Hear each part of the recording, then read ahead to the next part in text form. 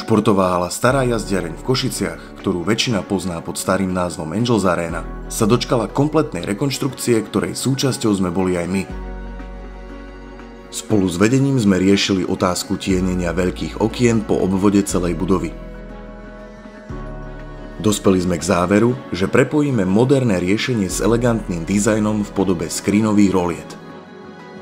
Na zatienenie všetkých okien sme ich použili 24 kusov. Farebne sme ich ladili podľa interiéru a hľadali rovnaký odtieň šedej farby.